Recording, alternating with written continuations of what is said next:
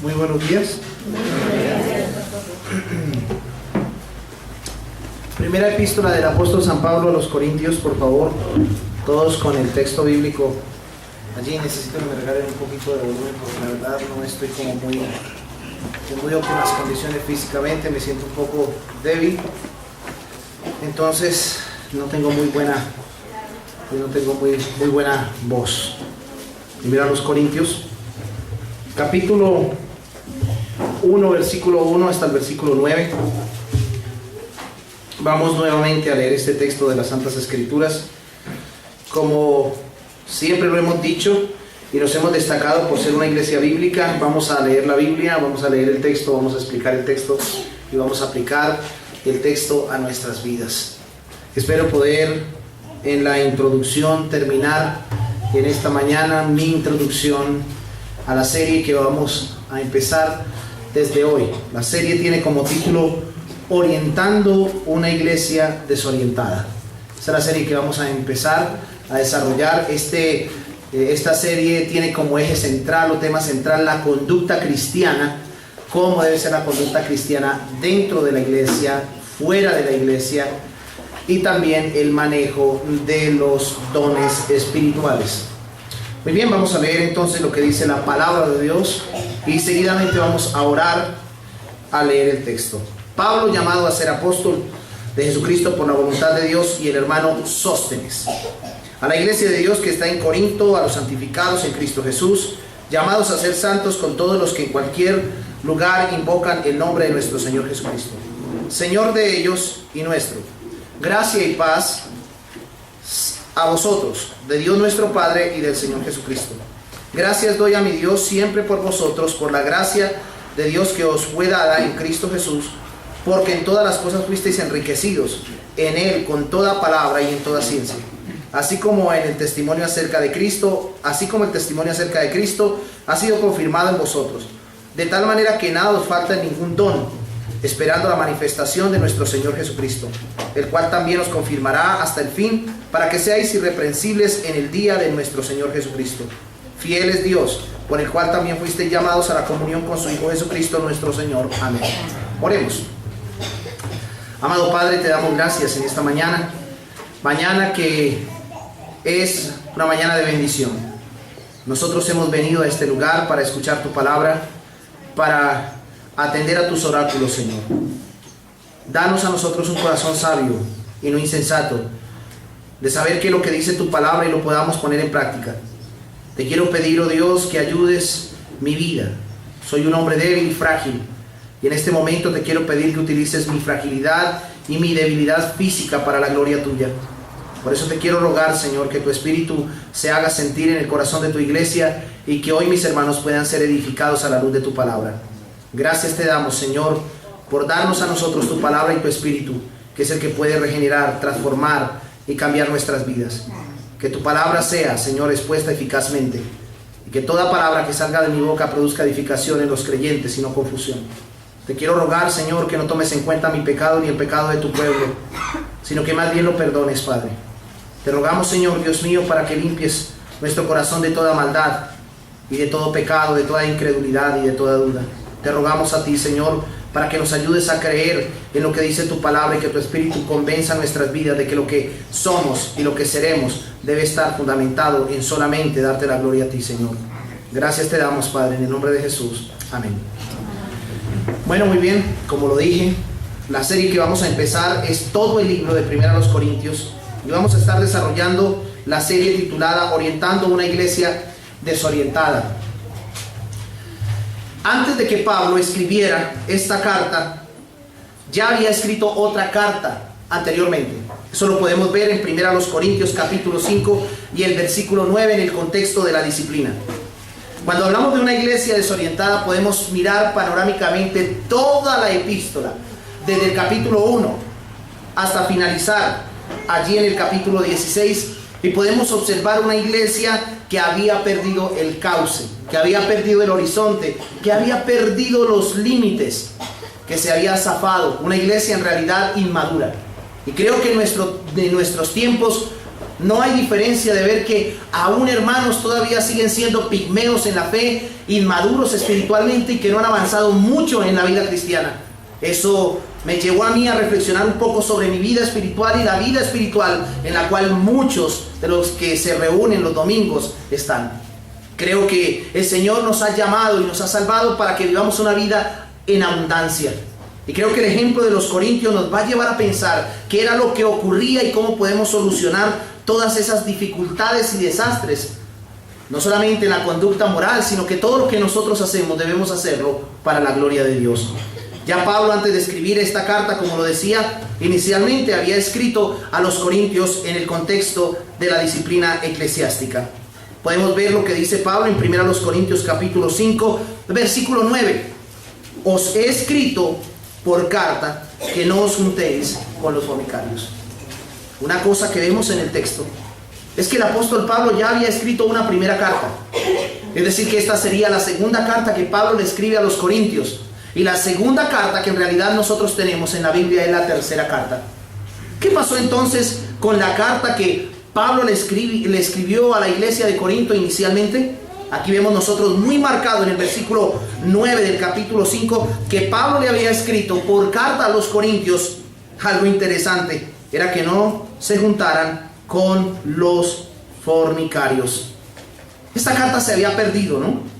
En cuanto al contenido de esta epístola, según lo que Pablo escribe, tiene que ver con asuntos, con una exhortación a romper con los vínculos que tuvieran ellos con lo inmoral. El versículo 11 del capítulo 5 lo dice: más bien os escribí, en lugar de que se junten con los fornicarios, más bien les escribo a ustedes. En la primera epístola les escribió que no se junten con ninguno que llamándose hermano fuere fornicario. Qué interesante el propósito de Pablo al escribirle a esta iglesia. Ahora, no solamente estamos hablando de una iglesia, sino que estamos hablando de una metrópoli donde había llegado el imperio, aún el imperio romano. Y como ustedes pueden saber, dentro del mismo contexto de la iglesia de Corinto había promiscuidad. No solamente en la iglesia, sino terriblemente aún en el mundo donde estaba. Era una ciudad cosmopolitana, una ciudad donde estaba siendo presentado la inmoralidad como la vemos hoy en día, y que los cristianos estaban propensos a ceder y a correr tras eso. Tanto que Pablo en el capítulo 1, el versículo 5 dice que ellos están envanecidos. Había fornicación e inmoralidad. Entonces Pablo les dice que les escribía para que no se junten con los fornicarios. Pero el versículo 11 les dice que en su primera epístola les escribió que no se juntaran con ninguno que se dijera ser hermano y fuere, ¿cómo? Fornicario o avaro, ¿o qué? Maldiciente o borracho. Y dice: con el tal ni aún comáis. Lo que Pablo tenía como propósito era guardar a la iglesia de la contaminación del mundo. Y creo que la intención en esta mañana que Pablo nos escribe, aunque no en su primera epístola, pero sí en su segunda epístola, a que mantengamos intacta la santidad que el Señor nos ha otorgado. Ahora, considerando que la iglesia de Corinto era una iglesia compuesta tanto de judíos como gentiles, como lo vemos allí en Hechos capítulo 1, versículo 1, Hechos capítulo 18, versículo 1 al 17, Pablo también tuvo que tratar con una diversidad cultural tanto judía como gentil, la cual acarreaba diferentes problemas. Allí la iglesia de Corinto tenía una diversidad cultural. A veces decimos nosotros que la cultura no debe permear la iglesia, pero parece que aún todavía traemos paradigmas dentro de nosotros que hacen que la iglesia se permee, cosas del mundo y cosas culturales. No era fácil que una iglesia compuesta de judíos y gentiles viviera en perfecta armonía. La iglesia de los Corintios era una iglesia que tenía diferentes problemas por causa de esos dos aspectos culturales que se oponían. Ahora, si ustedes miran capítulo 1, el versículo 10 hasta el versículo 17, podemos ver que lo primero que Pablo saca a flote es los partidismos y las divisiones. Ahí lo pueden observar ustedes. Sin embargo, ese no es el principal problema. Ese es el primer problema. Pablo quiere atacar la división entre hermanos. La unidad de la iglesia se estaba viendo afectada. Pero en segundo lugar, podemos saltar nosotros al capítulo 5 vemos la inmoralidad sexual. Allí hay inmoralidad sexual dentro de la misma iglesia. Pero no solamente la inmoralidad sexual se veía, sino que también vemos nosotros algo que realmente nos causa y nos puede causar asombro y escozor, y es la tolerancia y la indiferencia de la iglesia frente al pecado. Pero allí en el versículo 6 vemos nosotros la impiedad de la misma iglesia, también los pleitos o litigación de los hermanos frente a los jueces públicos. Allí también vemos los problemas del matrimonio en el capítulo 7, la idolatría y aún el ofrecer la mesa del Señor a los demonios. Se vio en tela de juicio aún la autenticidad de su propio apostolado, los abusos en la cena del Señor, los abusos y mal usos, los abusos y el mal uso de los dones espirituales, la falsa doctrina, y también les exhorta sobre la colecta a los hermanos. Habían diversos problemas. Entre otros problemas, Pablo tuvo que enfrentar la desorientación de esta iglesia. Y creo que Dios quiere que nosotros, en el día de hoy, podamos ser una iglesia orientada hacia los principios bíblicos, que no negociemos la unidad de la iglesia, ¿cierto? Y pongamos por encima de la unidad la verdad escritural. ¿Qué pasa? ¿Qué debemos hacer? ¿Es una carta simplemente o una epístola que simplemente menciona algunas cosas que debía hacer Pablo? ¿Algunas cosas que se debían hacer dentro de la iglesia? Creo que no. Una iglesia cuando está desorientada, una iglesia donde abunda la hipocresía y la falsedad, debe ser orientada, encauzada. Sin embargo, quiero decirles a todos los que se encuentran aquí que hay muchos que no vuelven ni volvieron a la iglesia porque ven en la iglesia comportamientos como estos. ¿Y sabe cuál es su palabra clave y su frase clave? No voy a la iglesia porque todos allí son unos hipócritas. La hipocresía pulula en la iglesia. Sin embargo, hay una cosa que me doy cuenta, que pese a que parece que los hermanos eran inmaduros, según lo que dice el capítulo 3, el versículo 1, podemos ver que Pablo se dirige reverentemente a la iglesia como la iglesia de Dios. Pablo no dice, esta es la sinagoga de Satanás. Aún siendo hermanos inmaduros, aún siendo una iglesia con desórdenes y una iglesia desorientada, en el capítulo 1, el versículo 2 dice a la iglesia de Dios que está en Corinto. Y no solamente agrega eso, sino que ¿qué más agrega? A los llamados a ser santos. A los santos y a los llamados a ser santos. Qué interesante. Parece como paradójico ver que Pablo se expresa de una iglesia que, como lo dice en el capítulo 3, no era muy espiritual. Sin embargo, dice que era la iglesia ¿de quién? De Dios. Aquellos que argumentan que dentro de la iglesia hay hipocresía se han olvidado de que Cristo pagó un precio muy alto por la iglesia. Y que la iglesia, porque muchos vivan una doble vida, no afectaría en sí el carácter natural de la misma. ¿Cómo es el carácter natural de la misma? La iglesia de Dios, los que han sido consagrados y los que son llamados a vivir en santidad, apartados del mundo. Pudiera llamarse en el día de hoy en día, una iglesia donde hay un mundo y donde hay pecado, la iglesia de Dios. ¿Qué nos dice la Escritura? ¿Y qué nos dice Pablo? Que sí, la iglesia seguirá siendo la iglesia de Dios. Eso no justifica nuestra vida pecaminosa, ¿no? Ahora debe entender que si usted quiere ser salvo, debe ser parte de ella. Y no porque la iglesia le traiga salvación a usted, es porque la iglesia es el conjunto de creyentes que Dios ha escogido desde antes de la fundación del mundo. Ahora, con esto en mente, quisiera que viéramos cómo Pablo se dirige a la congregación. Cómo Pablo aborda a los corintios. Primero, en el versículo 1 al 3, en primer lugar, vemos el saludo de Pablo a los hermanos. Seguidamente, en segundo lugar, vemos la expresión de gratitud de Pablo por los hermanos en el versículo 4 al 9. Vamos a ver cómo se dirige Pablo a los hermanos de Corinto. ¿Cómo se dirigirá usted si su hijo, usted se entera que su hijo ha robado el supermercado de la esquina? ¿Qué es lo primero que piensa usted? ¿Cómo se dirigirá usted a él? ¿Le dirá palabras célebres o frases muy edificantes o frases que realmente lo motiven a dejar el pecado? o simplemente le daría una reprimenda bastante fuerte. Vamos a mirar qué es lo que hace Pablo al enterarse en el capítulo 1, versículo 11. Porque los rumores estaban por allí. El capítulo 1, versículo 11, ¿qué dice? Porque he sido informado acerca de vosotros, hermanos míos. ¿Por qué? Que hay contiendas entre vosotros. Pero mire que Pablo no lo pone en primera hoja, en primera plana. Pablo no dice al principio: yo soy Pablo, apóstol de Jesucristo, y he sido informado por los hermanos de Cloé que hay disensiones entre vosotros. La iglesia, la moral de la iglesia públicamente estaba afectada. Pero Pablo no dice: sí, yo he sido informado. No, Pablo lo primero que hace es saludar a sus hermanos. Entonces veamos ese saludo, el saludo de Pablo.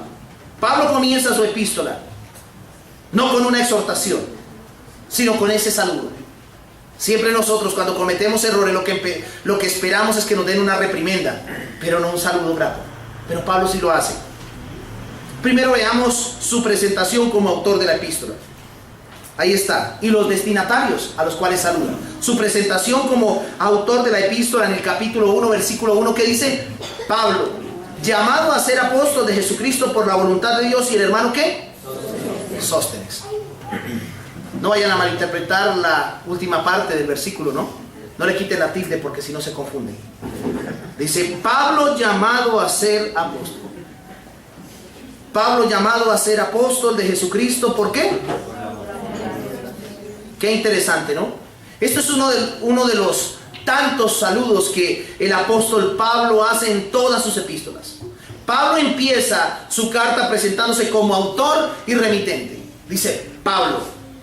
Este es su nombre hebreo helenizado, es decir, hecho griego. Era Saulo, en Hechos capítulo 7, versículo 58, y Hechos 13, 9. Pero a partir de Hechos capítulo 13, versículo 9, Lucas en el libro de los Hechos presenta su nombre romano, y lo presenta como ¿qué? Como Pablo. Ya no es Saulo, sino Pablo. Y no porque era Saulo antes de Cristo y Saulo después de Cristo. No, era que Pablo tenía dos nacionalidades. ¿Cierto? Era judío, hebreo de hebreos, pero también era ciudadano romano. Y Pablo se presenta como ¿qué? Como un ciudadano romano. ¿Por qué? Porque se dirige también a una comunidad donde hay gentiles. Y dice: Pablo, apóstol de Jesucristo. Cuando Pablo se presenta como Pablo, está enviándole un mensaje a la iglesia de que él está de lleno en la obra en medio del pueblo gentil. Ahora, Pablo fue llamado a los gentiles. Pedro fue llamado a los judíos. Después de presentar su nombre, Pablo prosigue ¿a qué? Pablo llamado ¿a qué? Ahora, Pablo, después de presentar su nombre, prosigue a presentar su oficio de manera enfática. Dice llamado. Llamado a ser apóstol. Qué interesante, ¿no? Pablo reclama no solamente ser apóstol, sino reclama ser llamado de Jesucristo. No solamente era apóstol, sino que era llamado directamente por el Señor Jesucristo. Ahora, no era que estaba sacando las credenciales de su apostolado como muchos hoy pretenden hacerlo. Cuando Pablo dice Pablo llamado a ser apóstol, está presentando su oficio en medio de los gentiles. Pablo llamado a ser apóstol. Ahora, su apostolado lleva en sí autoridad. La autoridad de Cristo. Porque ahí dice: fui llamado a ser apóstol ¿de quién? De Jesucristo. Esta palabra apóstol es la palabra griega apóstolos, y se utilizaba mucho en el contexto rabínico para mencionar a una persona que llevaba un mensaje que se le encomendaba. Ahora, la palabra apóstol no fue traducida, sino transliterada, es decir, españolizada. Se dejó, lo único que se hizo fue colocarla en español. Pero la palabra griega es apóstol. Apóstolos, que quiere decir enviado. Y aquí está diciendo: Pablo, fui llamado a ser apóstol. Y fui llamado directamente por Jesucristo. Fui llamado solamente por Él. Entonces, tengamos en cuenta de cómo Pablo fue llamado. Pablo no fue llamado ni por Pedro ni por Juan. Pablo fue llamado directamente ¿por quién? Por el mismo Cristo. ¿Qué es lo que dice Gálatas? Vamos allí rápidamente sin perder el texto. Gálatas capítulo 1.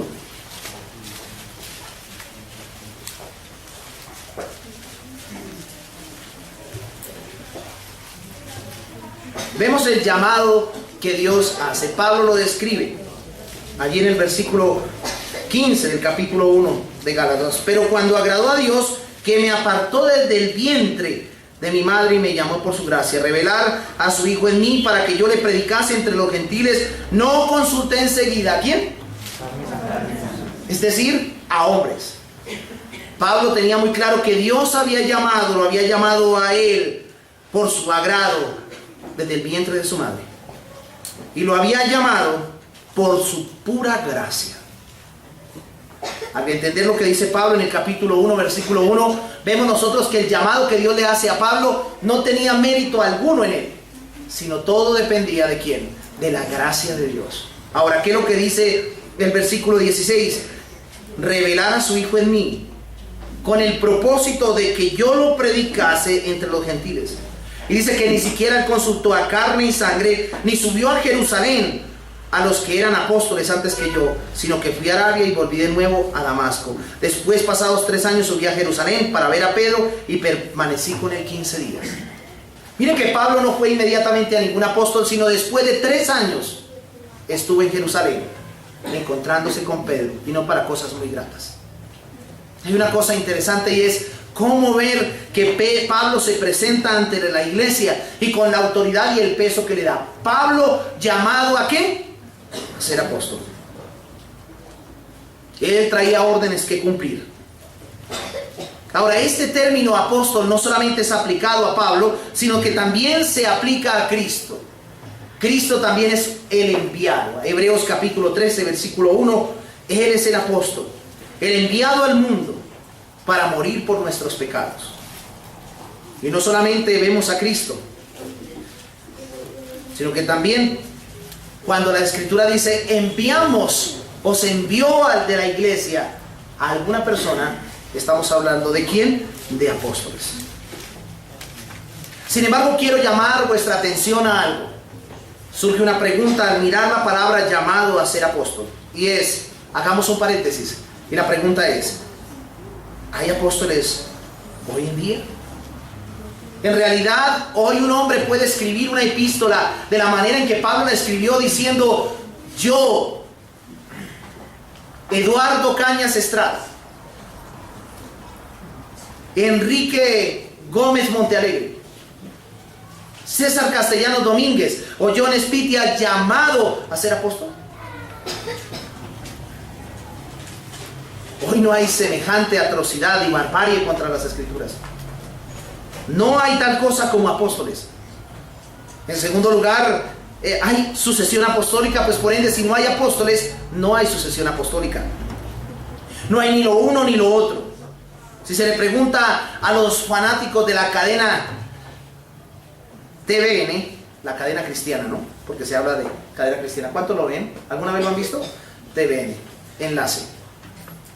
Si usted va y le pregunta a aquellos que son fanáticos de enlace, que si hay apóstoles, ellos responderán con un sí afirmativo. Sí hay apóstol y se llama fulano y se llama mengano. Si se le pregunta a los fanáticos de esta cadena, afirman continuamente, sin tener ningún fundamento bíblico, que hay apóstoles. Hoy muchos no solamente reclaman ser apóstoles, sino que hacen valer sus supuestos derechos. Ayer estábamos en el curso de teología en Bogotá, y un hombre estaba muy presionado, siendo pastor de cierta comunidad cristiana de Colombia, con su apóstol, que el apóstol había dicho que tenía que cerrar una congregación de 50 miembros porque no producía lo que él esperaba, y que él no tenía ministerio. Los apóstoles de hoy están abriendo y cerrando iglesias con autoridades que nunca Cristo les ha delegado. Ningún hombre puede catalogar a 3 o 4 como a 50 o 1000 si eso no es iglesia. Y se hace llamar apóstol. Estos apóstoles manipulan y gobiernan hoy a los pastores y a las iglesias, subyugando la conciencia de los creyentes para que les depositen en sus arcas todos los recursos que se recogen en la iglesia. Eso no es lo que la Biblia enseña. Ahora, para ser apóstol uno tenía que tener por lo menos 3 condiciones necesarias. Pero especialmente quiero recalcar una, o diría 4. La primera condición para ser apóstol es que tenía que haber sido del primer siglo. Y ninguno de estos pícaros que salen en la cadena cristiana, entre comillas, TVN, estuvieron en los tiempos de Cristo. Pregúntele usted a estos de las grandes mega iglesias de Colombia, a ver si andaron con Cristo, caminaron con Cristo y comieron con Cristo. No hay ninguno. Pero vamos a ver particularmente esas tres condiciones necesarias para ser apóstol. Número uno, un apóstol tuvo que haber sido testigo de la resurrección de Cristo. Para ser apóstol tenía que haber visto a Cristo resucitar de entre los muertos. Y hasta el momento ninguno de ellos vio a Cristo resucitar de entre los muertos. Vamos a Hechos capítulo 1, versículo 22, respondiendo a esta pregunta. Apóstol de Jesucristo. Hechos capítulo 1, versículo 22. Dice la palabra de Dios: comenzando desde el bautismo de Juan hasta el día en que de nosotros fue recibido arriba, uno se ha hecho testigo con nosotros de su resurrección. ¿De qué está hablando Lucas aquí cuando menciona esto? Pues no está hablando del sucesor de Judas. Tenemos que tener mucho cuidado cuando afirmamos que Matías era sucesor de Judas. No hay tal cosa como que Matías era sucesor de Judas. Matías era el reemplazo de Judas, ya que ahí dice que hay otro que tomaba el lugar de él. No era la sucesión. Judas no es reconocido aquí, sino que ya Matías es reconocido como apóstol. Por eso dice, comenzando desde el bautismo de Juan. Veamos desde el versículo 21. Es necesario pues que de estos hombres que han estado juntos con nosotros todo el tiempo, desde que el Señor Jesús entraba y salía entre nosotros, comenzando desde el bautismo de Juan. Y pregúntele a estos que se pseudoapóstoles que están hoy, a ver si estuvieron con Juan el Bautista en el primer siglo. Comenzando desde el bautismo de Juan hasta el día en que nosotros fue recibido arriba, dice, uno se ha hecho testigo con nosotros de su resurrección. ¿Y qué dice el versículo 23? ¿Y señalaron a quién? ¿A quién?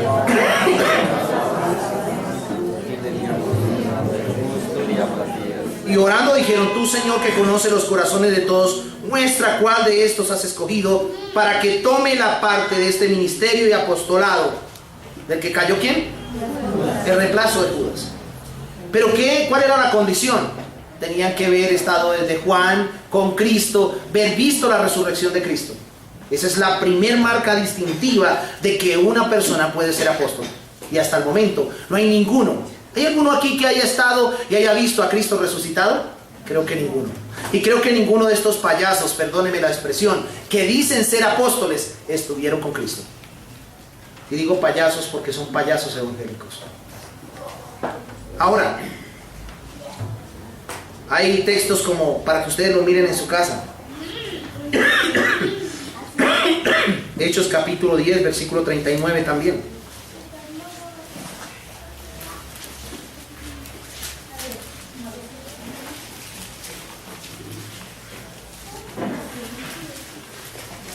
También para que ustedes miren en su casa 39 al 41 y 1 Corintios 9:1. 1 Corintios 9:1. Anoten esos textos que nos muestran cosas como esas. Recuerde que Pablo fue censurado, su apostolado fue censurado y no creído en Corinto, no por todos. En el capítulo 9, versículo 1 de 1 Corintios dice Pablo, no soy apóstol, no soy libre, no he visto a Jesús el Señor nuestro, no sois vosotros ni obran el Señor. ¿Qué dice Pablo aquí? No soy apóstol, no he visto a Jesús el Señor nuestro. ¿Quién fue el último que vio de los apóstoles a Jesús? Pablo. Y ese era un requisito. Y dice, si para otros no soy apóstol, para vosotros ciertamente lo soy.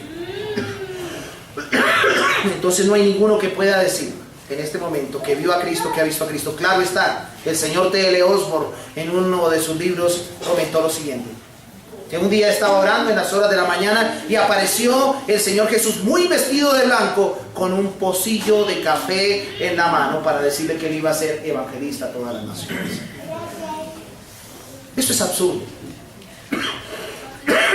T.L. Osborne no es conocido por muchos de ustedes, pero si van y buscan en Google van a encontrar quién es T.L. Osborne. Un teleevangelista de estos mismos del TVN.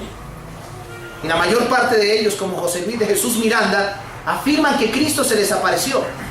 Y de ahí se toman su base para decir que son apóstoles. Pues Pablo no estaba afirmando eso. Pablo había visto al Señor. Muchos dirán, ¿y a qué horas Pablo vio la resurrección de Cristo? No la vio, pero sí vio a Cristo Jesús resucitado. Hechos capítulo 9. Allí vemos nosotros cuando Cristo detiene a Pablo y le dice: Saulo, ¿por qué me persigues? Ahora, un apóstol tenía que ser nombrado directamente por Jesucristo.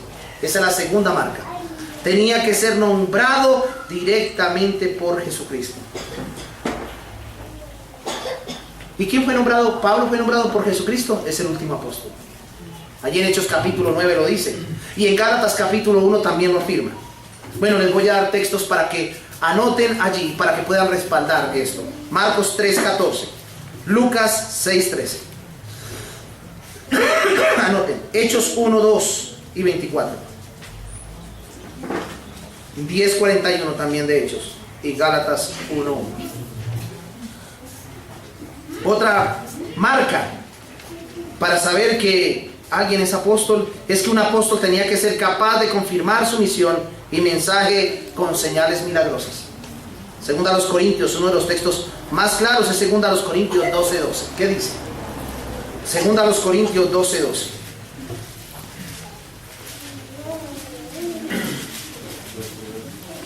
Vamos a leer lo que dice el texto. Dice: con todas las señales de apóstol. ¿Cuáles eran? Con todas las señales de apóstol. Y dice ahí: han sido hechas entre vosotros en toda paciencia por señales, prodigios y ¿qué? Esas eran las señales de un apóstol. Y hasta ahora estos que se llaman apóstoles, no se ha visto que ellos hagan señales, prodigios y milagros. Usted dirá, ¿cómo que no? Hacen culto de sanidad y sanan a los enfermos. Sí, pero es que no vemos a los apóstoles orando por la sanidad de los enfermos, ¿o sí?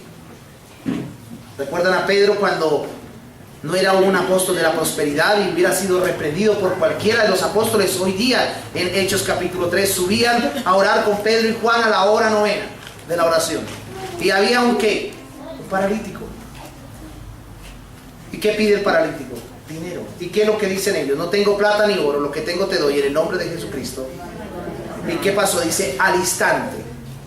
Ni siquiera oró. Y ninguno de los que están hoy día pueden decir que porque dijeron así ocurrió. Ahora, prodigios tampoco hacen. ¿Y qué dice que era otra? Milagros. No ha sido probado el primer milagro. Según la diosa de Benny Hinn, el ídolo de Benny Hinn, ¿saben quién es? Kathryn Kuhlman. Creo que el New York Times grabó o publicó que este hombre iba a orar a la tumba de Kathryn Kuhlman para que Dios le diera la unción para poder hacer milagros. Y Kathryn Kuhlman era conocida como la gran mujer ungida y evangelista de los años 60 aproximadamente, o promedio de eso, posiblemente estaré equivocado. Y sabe, ella murió de una enfermedad del corazón y todos sus milagros nunca fueron probados científicamente, y sus sanidades. Ahí es donde nos damos cuenta del fraude. Pablo no estaba diciendo: yo soy apóstol porque sí. Yo soy apóstol ¿de quién? De Jesucristo. Volvamos a 1 Corintios capítulo 1.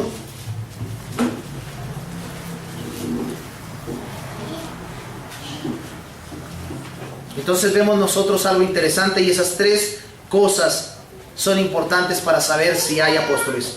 Ahora, también cabe destacar que en la elección de Matías como el reemplazo de Judas, los 11 allí buscaron a hermanos que habían sido testigos. Pero ¿cuál fue en el libro de los Hechos el hombre que murió siendo apóstol también y que no se reunieron para buscar su reemplazo? ¿Se saben cuál fue?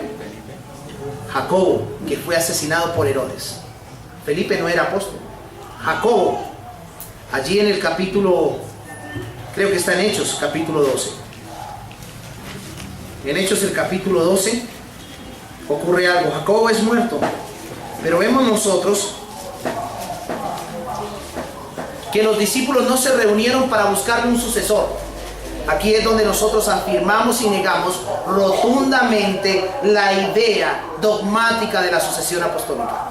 No hay tal cosa como sucesión apostólica, porque si hay sucesión apostólica, se está queriendo decir que aún sí hay apóstoles.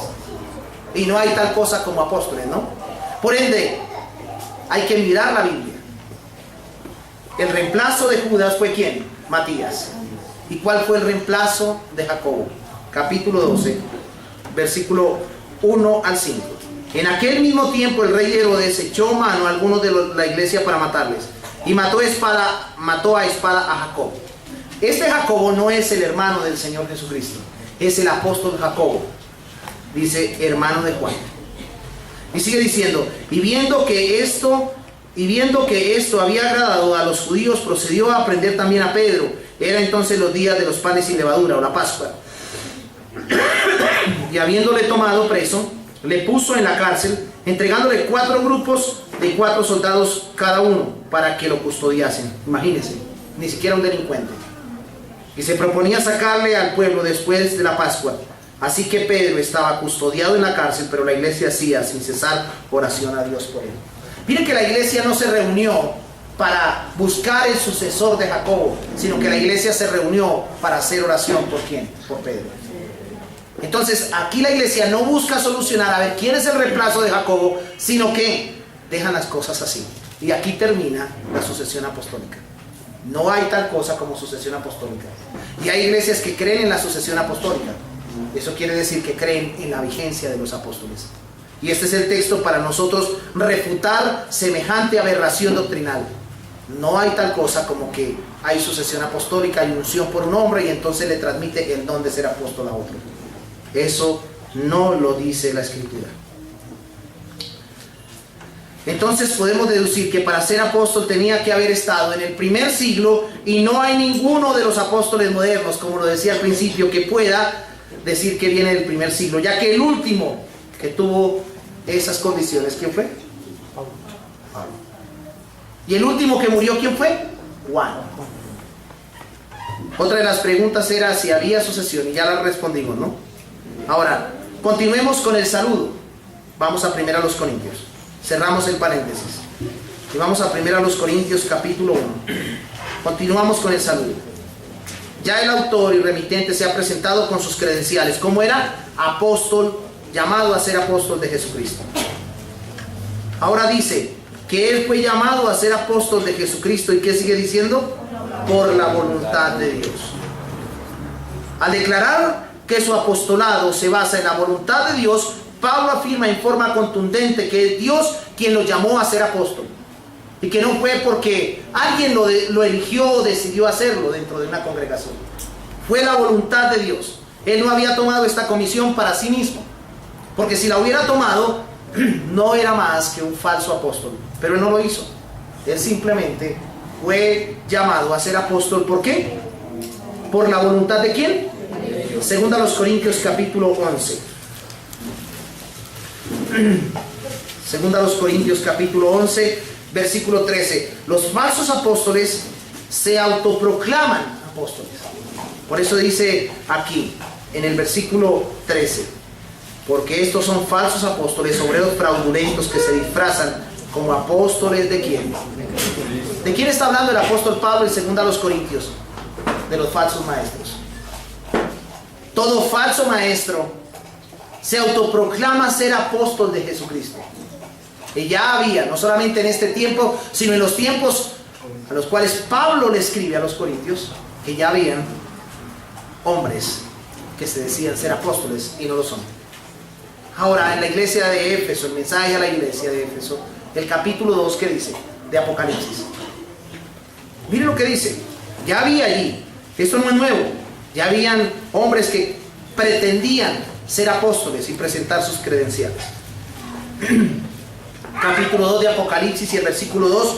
yo conozco tus obras y tu arduo trabajo y paciencia, y que no puedes soportar a los malos, y has probado a los que se dicen, no a los que son, a los que se dicen ser apóstoles y no lo son, y los has hallado mentirosos. Aquellos que se dicen ser apóstoles, ¿cómo los cataloga la Biblia? Como mentirosos. El que diga hoy día que es un apóstol es un mentiroso. Y por ende, en consecuencia, el padre de él es Satanás, el príncipe de la mentira, el Dios de la mentira y de las artimañas. Él no había tomado su apostolado, sino que la voluntad de Dios era que él era hecho apóstol. Él la recibió de Cristo. Gálatas 1:1 al 12. Pablo había establecido la iglesia en Corinto. Pablo mismo, lo recuerdan en Hechos capítulo 18, y allí había un gran predicador elocuente. ¿Cómo se llamaba? Apolos. Pablo había constituido esta iglesia, y Pablo glorificaba su apostolado. Pablo exaltaba su apostolado porque ciertos falsos hermanos lo desacreditaban diciendo que no era apóstol. Bueno, como todo se ve en la viña del Señor. Hablaban con desdén del apóstol. Entonces dice: yo Pablo, llamado a ser apóstol de Jesucristo por la voluntad de Dios. Y si ustedes miran el capítulo 9, versículo 1 de 1 a los Corintios, entienden por qué Pablo decía: Pablo llamado a ser apóstol. Porque él quería hacer rechinar los dientes ¿a quién? A aquellos que no reconocían su ministerio apostólico, los falsos hermanos y falsos cristianos. Ahora, con esta declaración Pablo pone su apostolado a la par con el de los 12 apóstoles, ¿no? No es, aunque él dice que es el ¿qué? ¿Cómo dice Pablo que es? El abortivo, el último. Sin embargo, cuando dice Pablo llamado a ser apóstol de Jesucristo por la voluntad de Dios, se pone en igual condición que los otros 11, porque ellos fueron llamados por Dios y por su voluntad a ser apóstoles también. Entonces él se pone a la par con ellos. No había diferencia en ellos. Ahora, después de que dice que Pablo llamado a ser apóstol por la voluntad de Dios, ¿qué menciona Pablo en su carta? Al finalizar: ¿y el hermano qué? Sóstenes. No, Sóstenes. Después menciona a un hermano. Bueno, nadie le pondría a su hijo Sóstenes, porque de pronto al registrador se le olvida colocarle la tilde. Le quedaría muy mal. Le toca que vaya a las gatas, ¿cierto? Después menciona a un hermano, el hermano Sóstenes. Y este hermano no es sostenido por Pablo como apóstol, porque no dice yo Pablo y el apóstol Sóstenes. No es sostenido como un apóstol.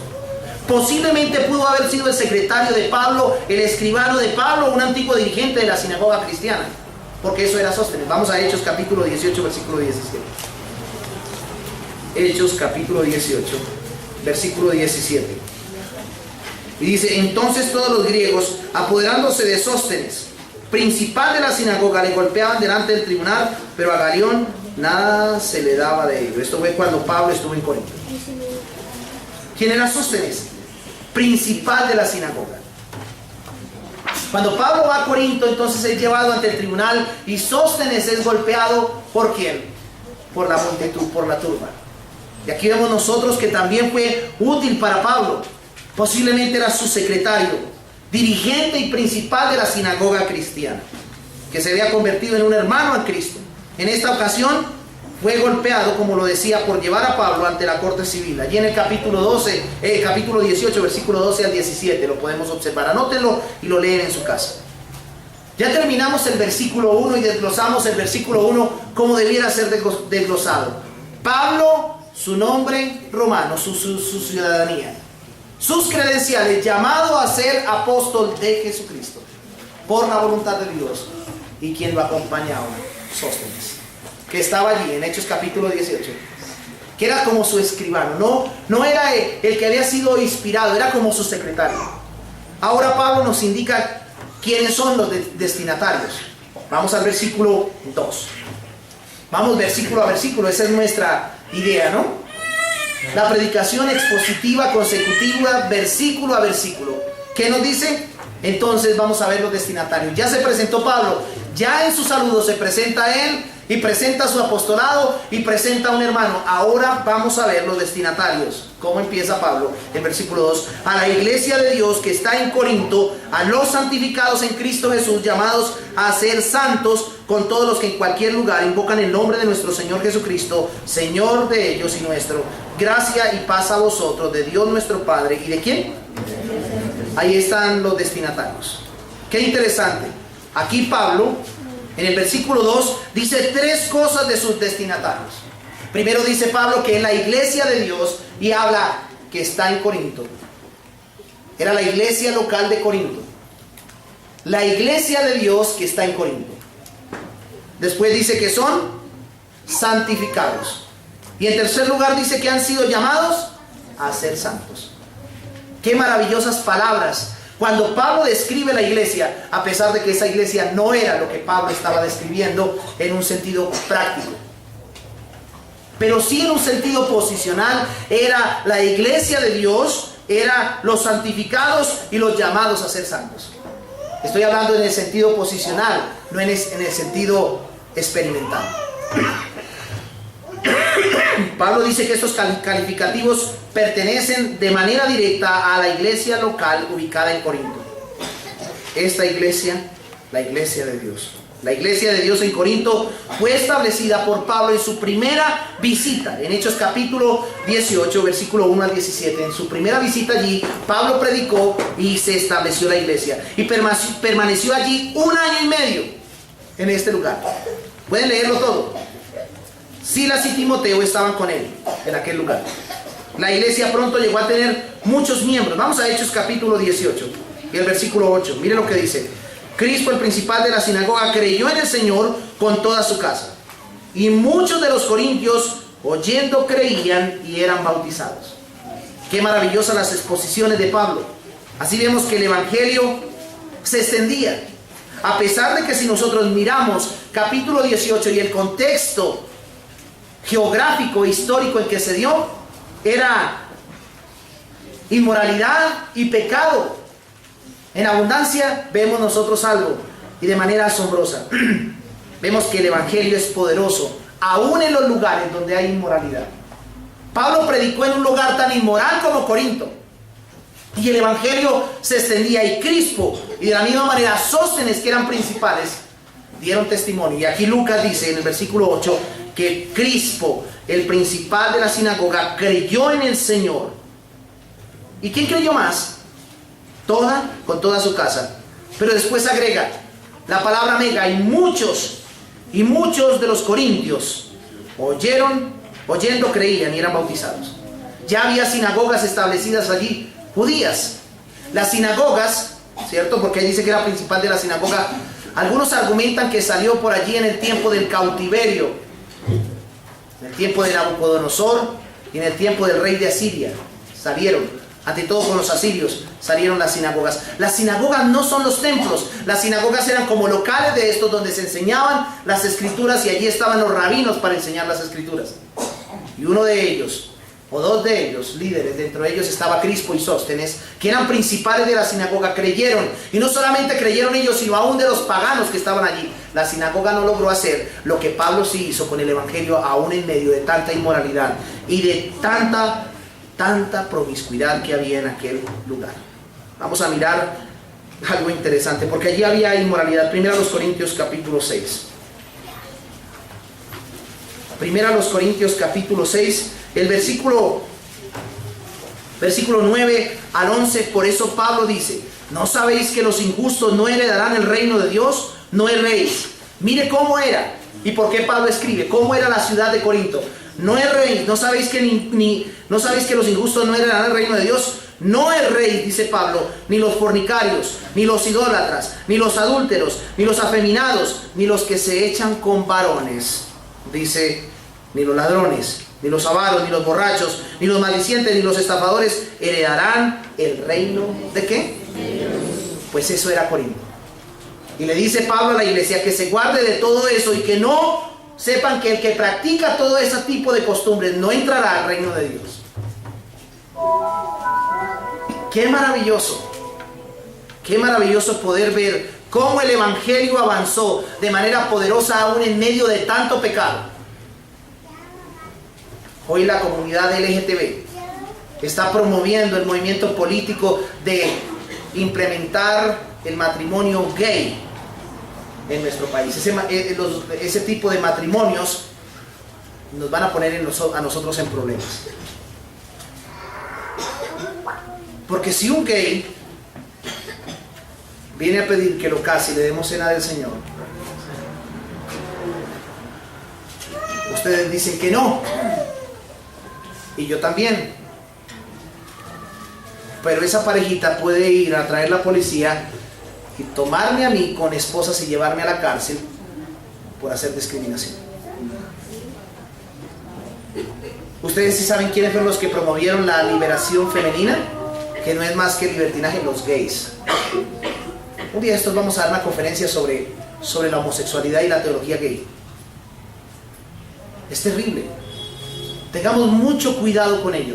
No estamos viviendo en contextos ajenos al mismo contexto de Corinto. Tenemos que guardarnos. Y si viene a que los case, a que le demos cena del Señor, no le daremos cena del Señor, así nos toque irnos a la cárcel.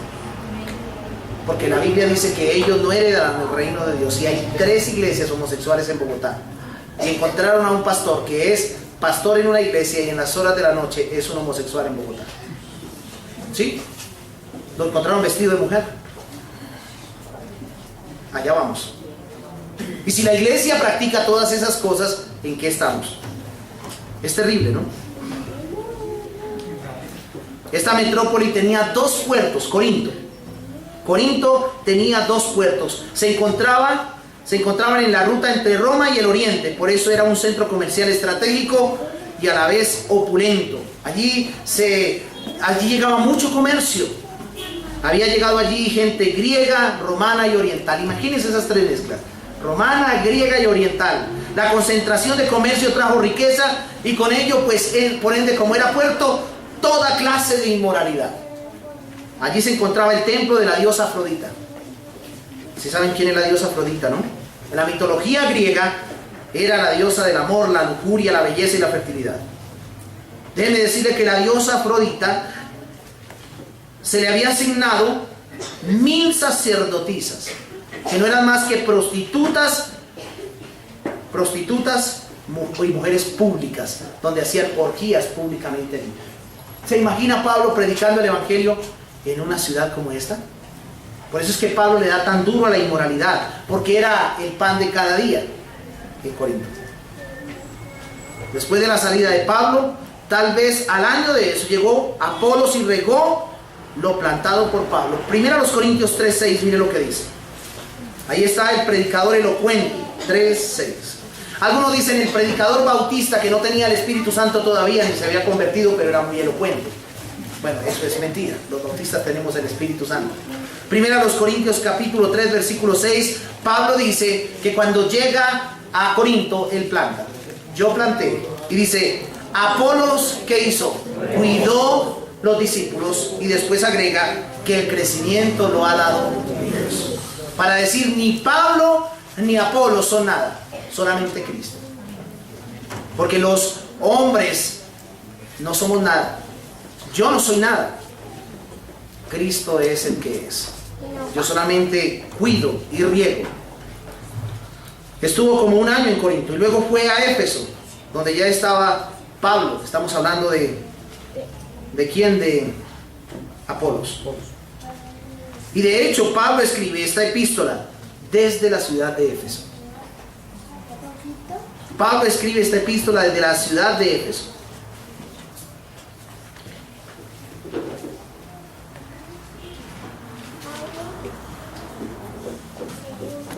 Ahora Pablo se dirige a sus destinatarios no solamente como la iglesia de Dios, sino también cómo se dirige. Vamos al versículo 2. A la iglesia de Dios que está en Corinto, ¿cómo se dirige? Y continúa en el capítulo 1, versículo 2.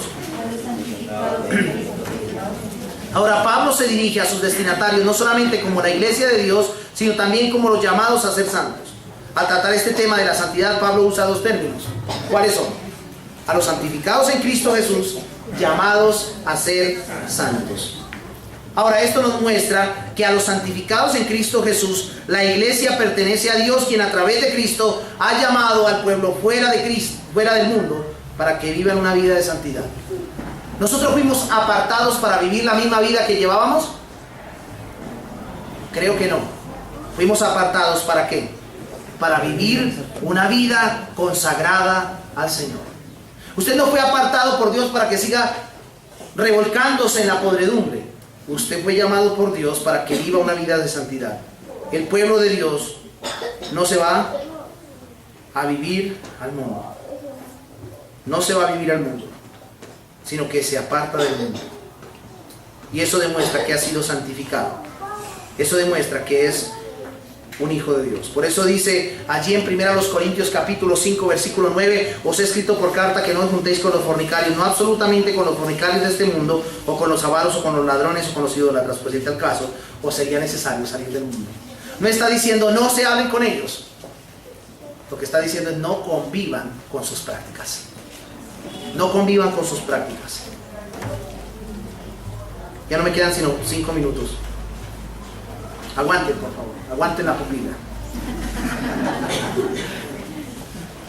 A pesar de sus fuertes peleas, facciones e inmoralidad, Pablo describe a los corintios como un pueblo santificado, ¿no? A pesar de tanta inmoralidad y tanto problema, los describe como santificados en Cristo Jesús. En esta carta Pablo primero afirma que Dios ha separado a los creyentes para que vivan vidas santas. El apóstol insinúa que cuando un creyente es hecho santo, se crea en él una clara conciencia de que el obrar de Dios es por gracia, porque el cristiano se da cuenta de que es llamado constantemente a ser santo. Continuamente el Señor nos llama a vivir una vida de santidad. No es por un rato, no es por cada domingo, sino es de manera continua. ¿Está usted cumpliendo con eso? O simplemente allí en la oscuridad de la noche, de la penumbra, está como ese pastor gay que en el día es pastor y en la noche es homosexual. Quizás tú eres en el día no gay. Bueno, espero que no, ¿no? Un promiscuo sexual. Cuando todos los hermanos y la iglesia está durmiendo, posiblemente ninguno sepa que tú eres un promiscuo sexual, o un borracho, o un idólatra. Déjame decirte que hoy Dios está llamándote al arrepentimiento para que descubras tu corazón delante de Él, aunque Él lo sabe todo, y sepas una cosa, que Dios te está llamando a vivir en santidad. Por eso dice aún en Romanos capítulo 1, a todos los que estáis en Roma, amados de Dios, llamados a ser santos. No solamente a los corintios, sino también a los romanos. Dios nos está llamando a vivir una vida ¿de qué? De santidad. Ahora, allí en 1 Corintios capítulo 1, vamos a mirarlo, el versículo 2 dice, a los santificados en Cristo Jesús, y después agrega, llamados a ser santos. Y esta es la santificación experimental. El creyente tiene la responsabilidad de esta santificación, aunque el Espíritu Santo ayuda tremendamente. El que empezó en vosotros la obra la perfeccionará ¿hasta cuándo? Ahora, los miembros de la iglesia eran verdaderos creyentes. ¿No lo eran? Estos no eran falsos creyentes, no eran impíos, eran verdaderos creyentes. Los hermanos de Corinto eran nuestros hermanos. Bueno, usted dirá, pastor, o sea que sí hay creyentes carnales. Muy buena pregunta. Hay creyentes inmaduros. Hay creyentes inmaduros, pero que no viven toda la vida siendo inmaduros. Pues eso pasaba. Estos eran hermanos, según lo que dice 1 Corintios, capítulo 3, versículo 1, de manera que yo, ¿cómo le dice Pablo? Hermanos. Le dice hermanos. Y le dice que no les pudo hablar como a personas maduras, sino como a inmaduros. Posiblemente muchos aquí estén en ese estado de letargo e inmadurez. Había en ellos disensiones, peleas, ¿no? Eran salvos.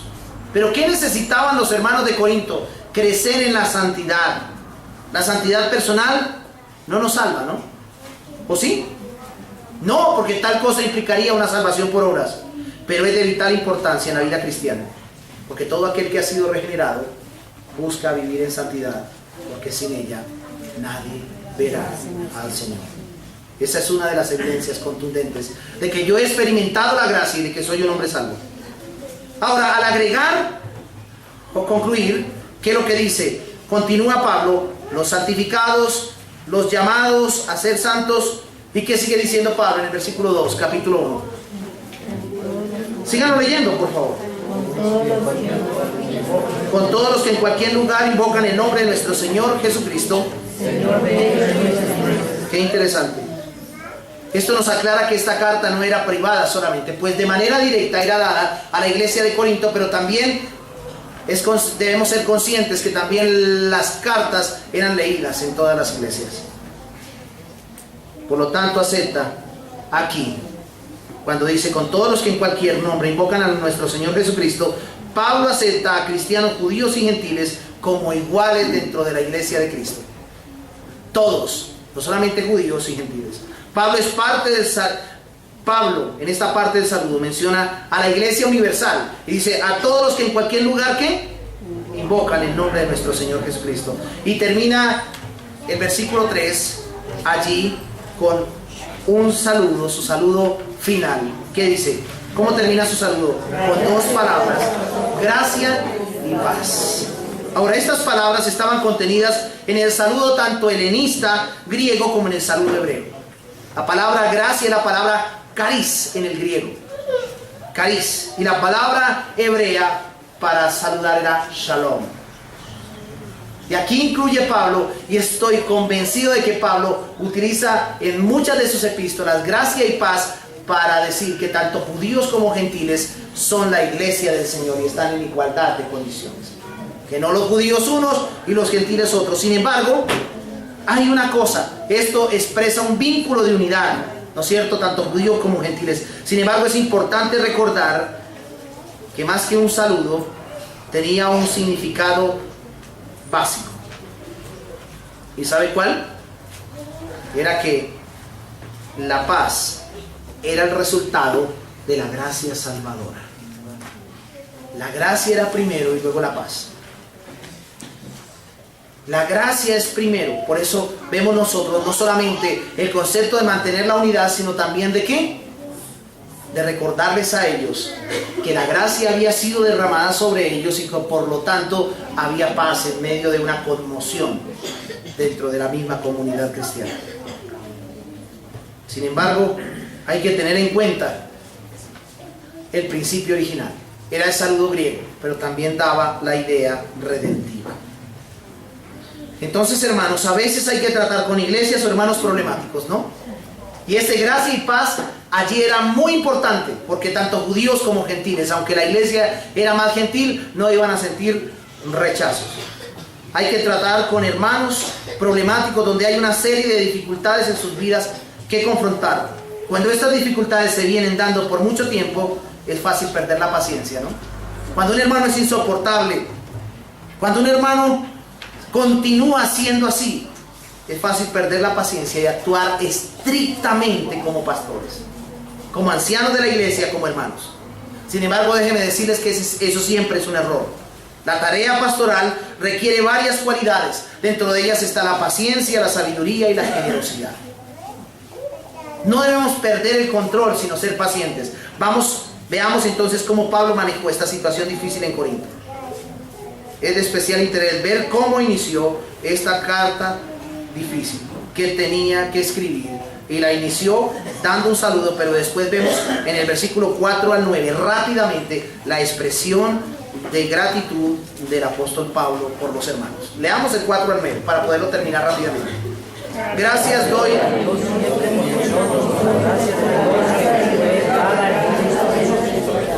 Porque en todas las cosas fuisteis enriquecidos en él con toda palabra y revelación, así como el testimonio acerca de Cristo ha sido confirmado a nosotros, de tal manera que entrara a parte un don, esperando la manifestación de Cristo, el cual también os confirmará hasta el fin, para que seáis irreprensibles en el día de nuestro Señor Jesucristo, por el cual fuisteis llamados la paciencia, la sabiduría y la generosidad. Pablo, al ver una iglesia difícil, no pierde el control, sino que Pablo da una expresión en segundo lugar de gratitud hacia sus hermanos. Y ahí lo dice: gracias doy a mi Dios. Tres cosas vemos en esta expresión de gratitud por sus hermanos. Número uno, Pablo agradece a Dios por sus vidas en el versículo 4. En el versículo 5 al 7, ¿qué vemos? Que Pablo ve en segundo lugar cosas positivas en ellos. Y en último lugar, en el versículo 8 y 9, Pablo afirma la fidelidad de Dios. Número uno, Pablo agradece a Dios por sus vidas. El versículo 4 que dice: gracias doy a mi Dios, siempre por vosotros. Aunque seáis una iglesia carnal que posiblemente me colme la paciencia, no me la hace perder, porque en mis oraciones estáis vosotros. Gracias doy a Dios por vosotros, dice, siempre. Esto nos muestra que Pablo oraba de manera continua por la iglesia, porque esa era su función. Gracias doy a Dios siempre por vosotros, pero dice Pablo, ¿por qué? Mire su Biblia: por la gracia de Dios que os fue dada en Cristo Jesús. Por eso daba gracias. No decía gracias doy a Dios por vuestra conducta, sino gracias doy a Dios por la gracia que os fue dada, que aunque estás viviendo en inmadurez, sois la iglesia de Dios, llamados a ser santos y santificados en Cristo Jesús. Eso es gracia. Eso es gracia. Y qué interesante, ¿no? En vez de comenzar a hablar más de ellos, ¿qué hace Pablo? O a criticarles, Pablo comenzó dando gracias a Dios por sus vidas. ¿Qué tal si como pastor, cuando usted comete un error, en lugar de censurarlo, digo, yo doy gracias a Dios por usted? Creo que sería la motivación más sorprendente para un creyente que ha fallado al Señor y que está practicando una vida de pecado o está en un estado de inmadurez.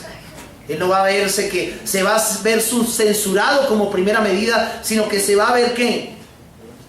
Apoyado por sus ministros, por su pastor. Eso me cambió mi perspectiva, que cada vez que me acerque a ustedes no les daré látigo y rejo, sino que pudiera expresarme delante de ustedes diciendo: gracias doy a Dios por la gracia que los ha sostenido y no les ha permitido enredarse en el mundo. Es la gracia, nada más que la gracia. Y él no critica las vidas de ellos. Noten algo, Pablo daba gracias siempre por ellos. ¿Y daba gracias por qué? Por la gracia. ¿Quién les había dado la gracia?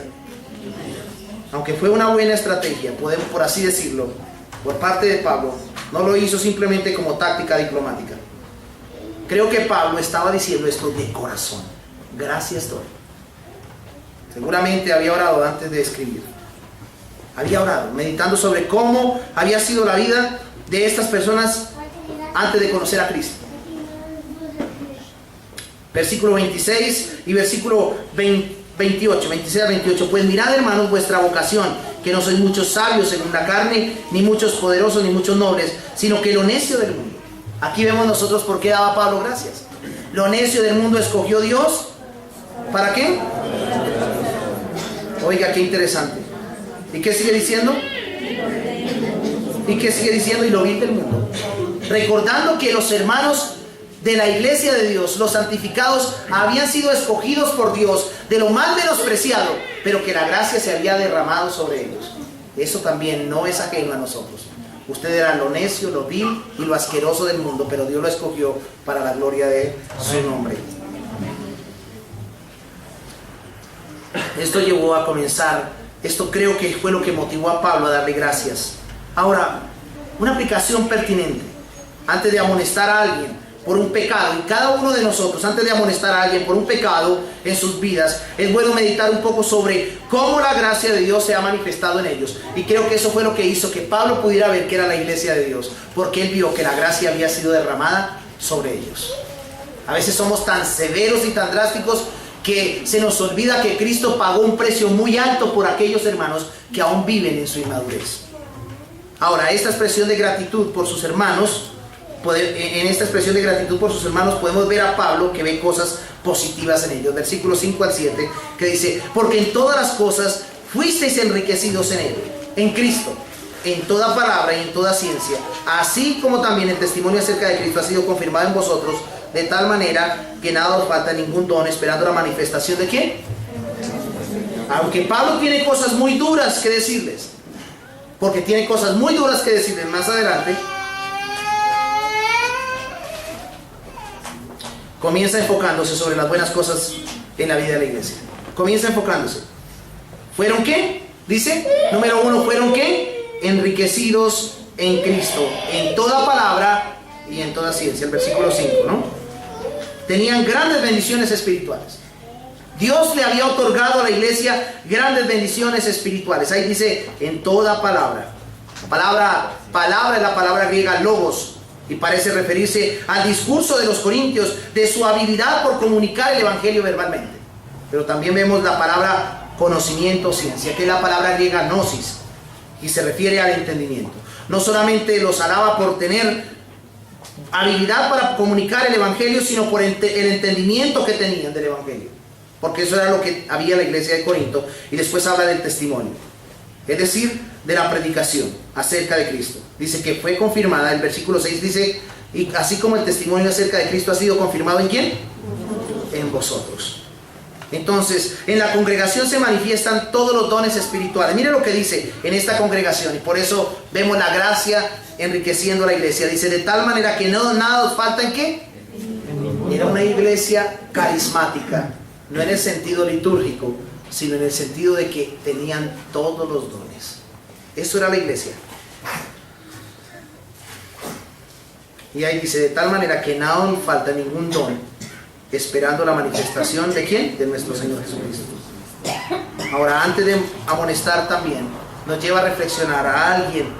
Siempre es bueno detenernos para pensar acerca de cosas positivas en su vida, que poseen dones, que les ha sido dado conocimiento y que son hijos de Dios. Y por último, en esta expresión de gratitud por sus hermanos, en los versículos 8 al 9, Pablo afirma la fidelidad de Dios. Veamos, 8 al 9. El cual también os confirmará hasta el fin, para que seáis irreprensibles en el día de ¿quién? ¿Y qué dice?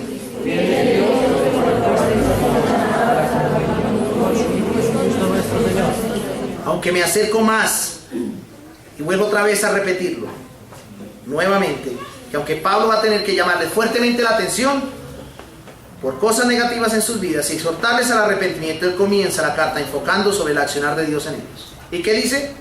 Pablo expresa esta gran confianza acerca del futuro de estos creyentes. Dice, el cual os confirmará hasta el fin. Él no los va a dejar solos. Sí, les va a llamar la atención, pero sepan que Dios los va a confirmar hasta el fin. Ahora, en segundo lugar, Pablo expresa confianza acerca del resultado final. ¿Para qué? ¿Cuál es el resultado final? El 8, para que seáis irreprensibles en el día de nuestro Señor Jesucristo. Y qué interesante. Y por último, Pablo les anima a ver que es Dios quien va a hacer esta obra en ellos. El versículo 9. Fiel es Dios, dice Pablo, por el cual fuisteis llamados a la comunión con su Hijo. ¿Quién? Y Filipenses dice que el que comenzó en vosotros la obra, la perfeccionará hasta el día de Jesucristo. Noten cuántas veces Pablo menciona el nombre de Cristo en los versos del 1 al 9. Es cristocéntrico Pablo. ¿Cómo pudo Pablo hablar en una forma tan positiva? ¿Sabe por qué Pablo habló de manera positiva? Porque estaba seguro del llamado o la elección de Dios en la vida de ellos. Y eso lo podemos ver allí en el versículo 24, 26 al 28. Que ellos eran lo vil, lo sucio y lo menospreciado, pero que Dios los había escogido, no por eso, sino por su gracia. Ese es el saludo que hace Pablo a la iglesia inicialmente. Y dentro de 8 días estaremos viendo la exhortación de manera directa al primer pecado que tiene que enfrentar Pablo, que es la división en la iglesia. Creo que esto nos lleva a nosotros a reflexionar en algo. Número 1, ¿es usted una persona que está siendo santificada? ¿Está buscando apartarse de las contaminaciones del mundo para vivir para la gloria de Dios? Déjeme decirle a usted que Dios lo sostendrá sin caída hasta que Cristo aparezca por segunda vez. Aunque por algún momento usted quiera deleitarse en los placeres temporales del pecado y del mundo, Dios lo sostendrá, porque Dios lo ha llamado y lo ha amado con amor eterno. Recuerde el amor de Dios. Dios amó su vida y por eso entregó a su Hijo. Apártese de las contaminaciones del mundo y viva para Dios, porque recuerde, usted es la iglesia de Dios y ha sido apartado para Él, para que le sirva. Y termine reflexionando sobre qué fiel es Dios, con el cual fue llamado a la comunión con su Hijo. Quiero que se pongan en pie. Padre, te damos muchas gracias por la bendita palabra que hoy nos das, porque esta palabra nos ayuda y nos anima a reflexionar sobre cuál es nuestra vida. Tú conoces lo que hacemos en silencio, en secreto, y lo contumaces y a veces insensatos que somos. Ninguno de los que estamos aquí somos mejores que otros. Posiblemente nos has permitido avanzar más que otros, pero te rogamos, Señor, por aquellos hijos tuyos que están viviendo en la inmadurez espiritual. Quizás, mi hermano, seas tú que estás en la inmadurez espiritual, y hermana que estás aquí, clámale al Señor para que te haga firme, para que te confirme y para que Él muestre su fidelidad en tu vida. Señor, te quiero rogar para que ayudes a tu iglesia a avanzar en la gracia y en el conocimiento de nuestro Señor y Salvador Jesucristo. Confirma, Señor, ese llamado que nos hiciste para que nosotros tengamos temor y temblor y no corramos ante la invitación de este mundo hostil y pagano, que lo único que quiere satisfacer es sus deseos carnales y pecaminosos. Ayúdanos, Señor, a mantener la distancia entre las acciones pecaminosas del mundo y ayúdanos a saber diferenciar entre qué es las acciones pecaminosas del mundo y nuestra relación con Él. Señor, que la gracia tuya nos santifique día a día. En el nombre de Jesús. Amén y amén. Muchas gracias.